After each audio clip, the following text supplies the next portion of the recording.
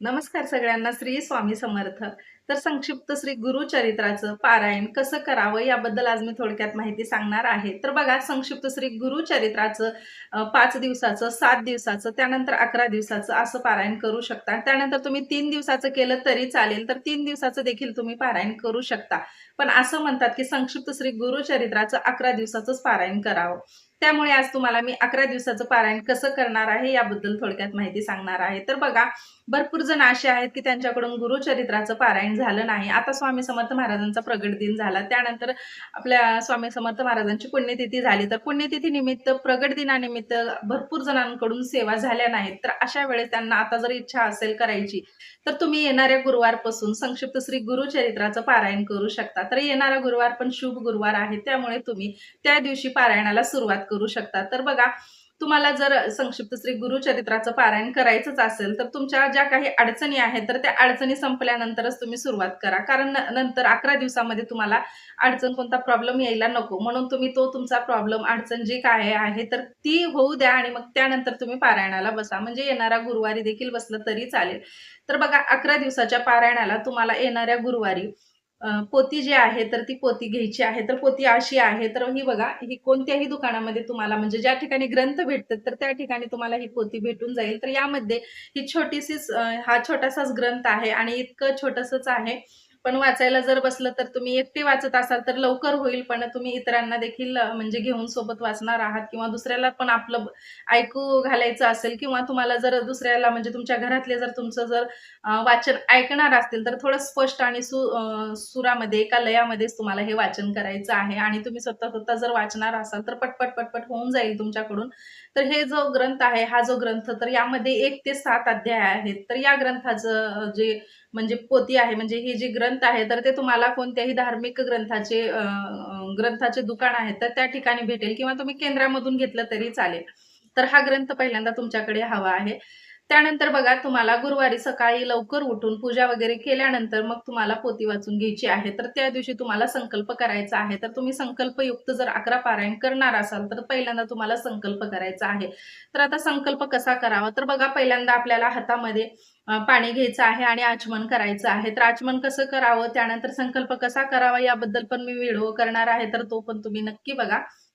आणि बघा, त्यानंतर आपल्याला आचमन करायचं आहे. 3 वेळेस पाणी आपल्याला प्यायचं आहे आणि त्यानंतर चौथ्यांदा आपल्याला समोरच्या तामणामध्ये जे पाणी आहे ते टाकून हात स्वच्छ करून पुसून घ्यायचं आहे आणि त्यानंतर संकल्प करायचा आहे. आणि संकल्प करताना आपल्याला त्यामध्ये आपली जी काही इच्छा आहे, तर ती इच्छा सांगायची आहे. आणि इच्छा सांगितल्यानंतर ते पाणी जे आहे ते आणखीन तामणामध्ये टाकायचं आहे. आणि जेव्हाही आपण संकल्प करतो, त्यावेळेस मात्र आपलं नाव, गोत्र हे सांगावंच लागेल तुम्हाला. कारण आपलं नाव आणि गोत्र सांगितल्यानंतरच आपल्याला आपली जी इच्छा आहे, तर ते पूर्ण होण्यास मदत होते. त्यामुळे नाव आणि गोत्र जे आहे ते आठवणीने सांगा.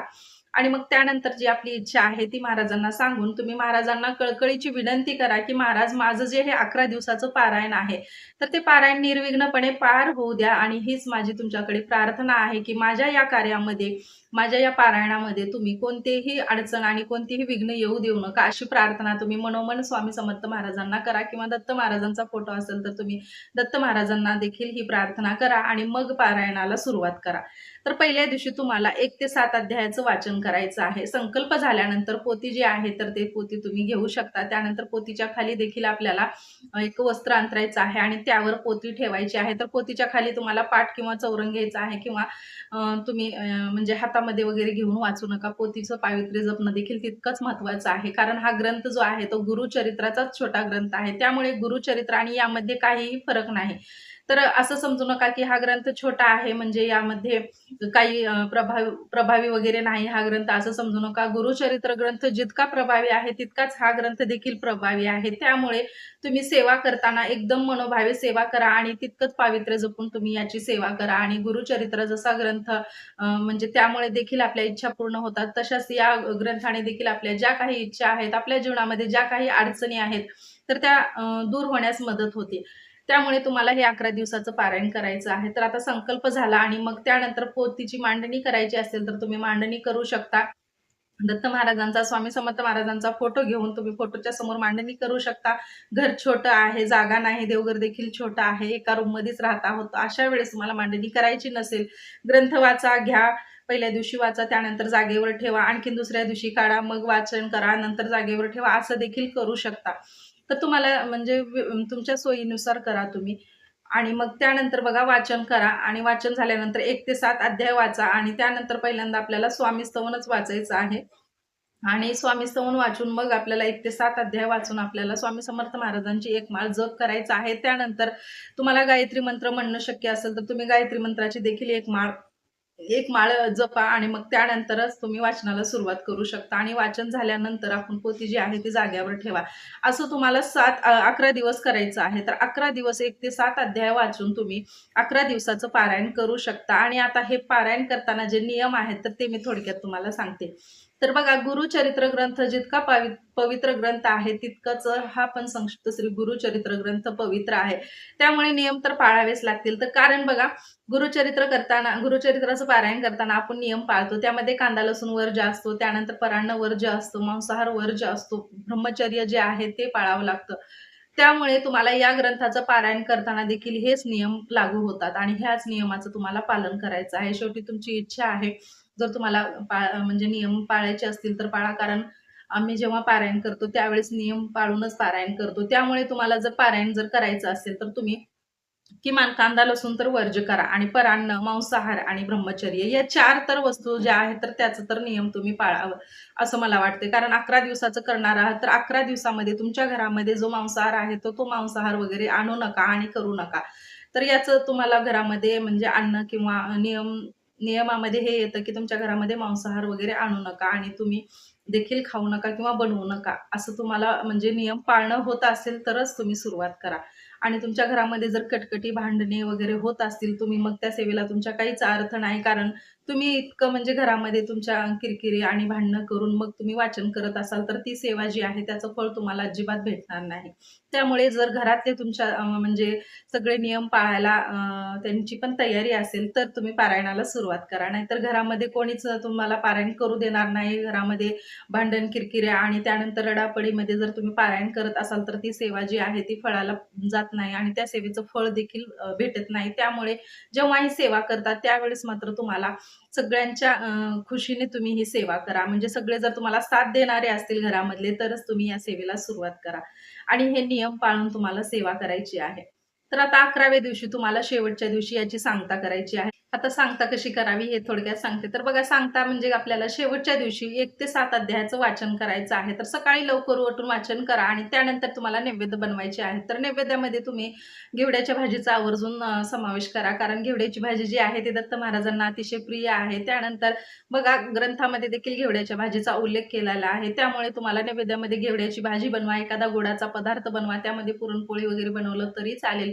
तर पुरणपोळी तर आवर्जून तुम्ही बनवू शकता. त्यानंतर बघा, तुम्हाला बेसनाचे लाडू बनवायचे असतील तर तुम्ही बेसन लाडू देखील नैवेद्यामध्ये अर्पण करू शकता. या पद्धतीने तुम्ही 2 नैवेद्य बनवून तुम्ही महाराजांसमोर आणि पोथीसमोर असे 2 नैवेद्याची मांडणी करून अर्पण करू शकता. या पद्धतीने तुम्हाला नैवेद्य देखील अर्पण करायचं आहे. जर शक्यच असेल तुम्हाला तर तुम्ही केंद्रामध्ये जाऊन तिथे दान केलं तरी चालेल. तर बघा, सगळ्यात महत्त्वाचं जे आहे तर ते दान करणं महत्त्वाचं आहे. तर तुम्ही तिथे जाऊन गरजूंना दान करू शकता. त्यानंतर बघा, जेव्हा आपण ग्रंथाचं वाचन करतो तर त्यावेळेस हा एक नियम जो आहे तो एक लागू होतो. तर बघा, ग्रंथ जेव्हाही वाचतो त्यावेळेस मात्र तुम्हाला एकच टाईम ठेवायचा आहे.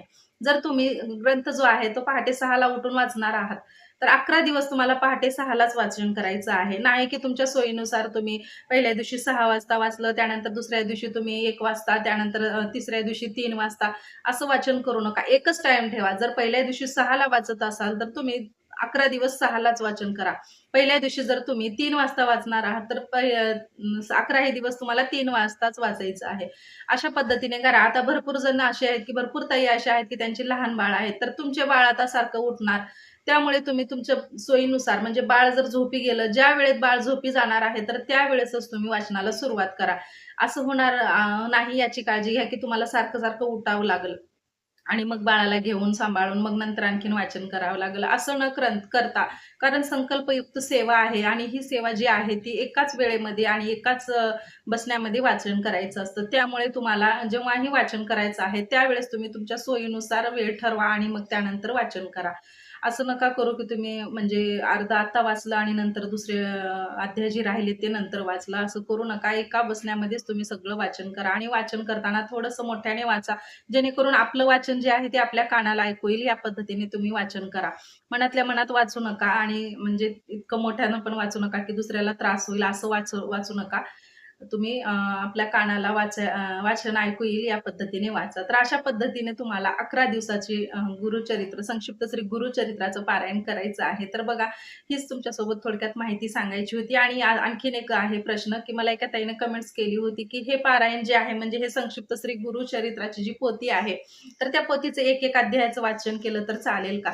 तर चालेल. कारण काय असतं बघा, तुम्ही एक-एक एक-एक अध्याय जर वाचणार आहात, तर 7 दिवस तुम्हाला हेच नियम पाळावे लागतील. तर तुम्ही एक-एक अध्याय जर वाचणार आहात, तर तुम्हाला मांसाहार जो आहे तो वर्ज्य करायचा आहे, ब्रह्मचर्याचं पालन करायचं आहे. तर मग त्यामध्ये तुम्हाला 1 ते 7 अध्याय वाचायला किती वेळ लागणार आहे? जास्तीत जास्त 1 ते 2 तास लागणार आहेत. त्यामुळे तुम्ही एक-एक अध्याय वाचण्यापेक्षा तुम्ही 1 ते 7 अध्याय वाचून तुम्ही तुमची जी इच्छा आहे, तर ते पूर्ण करण्यासाठी संकल्पयुक्त सेवा करू शकता. जर तुम्हाला शक्यच नाही काहीच करणं, तर तुम्ही गुरुवारी वाचा.